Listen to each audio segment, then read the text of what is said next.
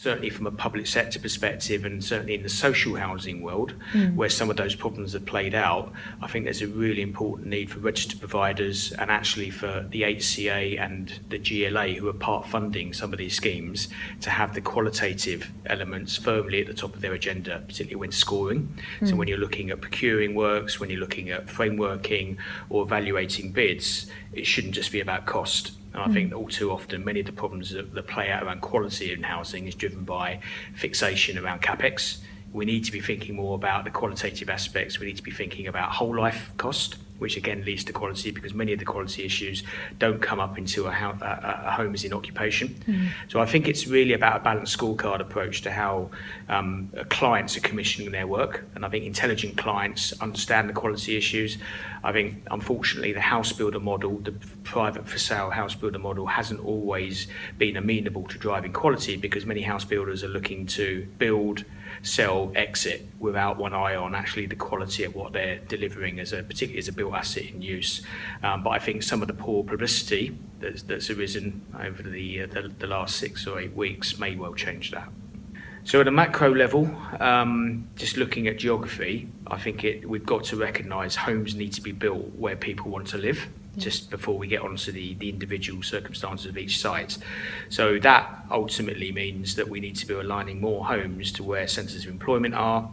That naturally gravitates towards urban context.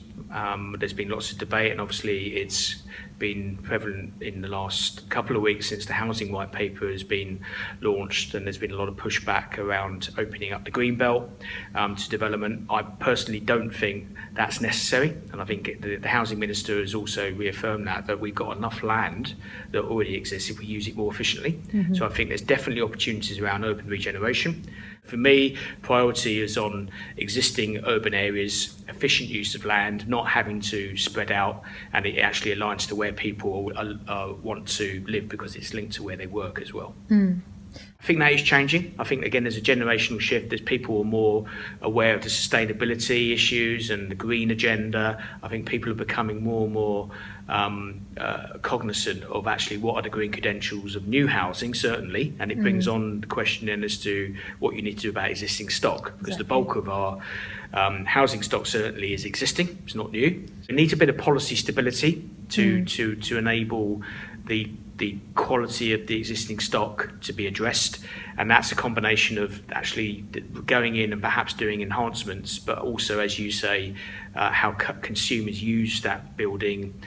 Smart metering is a really interesting concept of how that might get rolled out, and just when people are looking at real-time data on their energy uses, I think there's just going to be a behavioural change around actually recognising they've got all the lights on in a house, and when actually they're seeing it tick up on a meter in front of them, I think that's quite a powerful behavioural stimulant.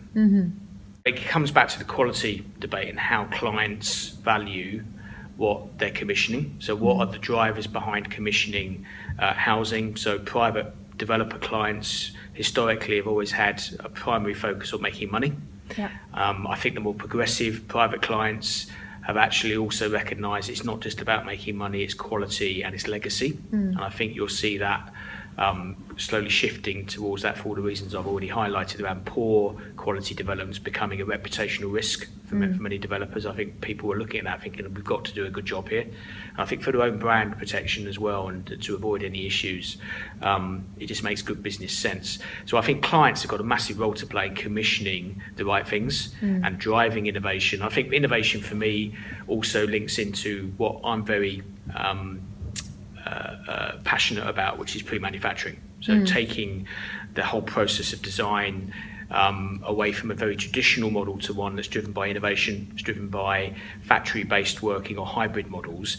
The perception is that prefab equals poor quality, and I'm absolutely certain that's not the case with the technologies that we now have available. And I think one of the interesting challenges for the architectural and design professions is how they actually integrate with off-site solutions in a way that can create really innovative architecture in a way that when you look at a building you can't tell part of it or all of it has been manufactured in the factory. And I think that drives all sorts of opportunities around innovation in architecture that goes hand in hand with quality as well.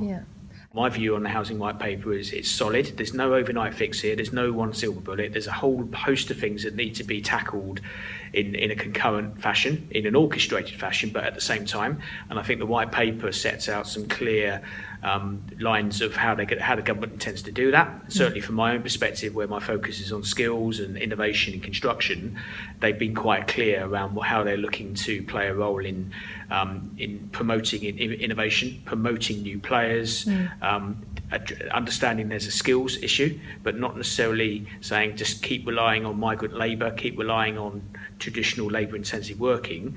Broaden the solution such that we can build more homes with more diverse techniques. The reality is it's not going to be a short fix as well. So it's not a simple fix and it's not a short fix. It's something that will play out probably beyond the term of the current Parliament. So politically, it's quite important that government can show a direction of travel by 2020 at least.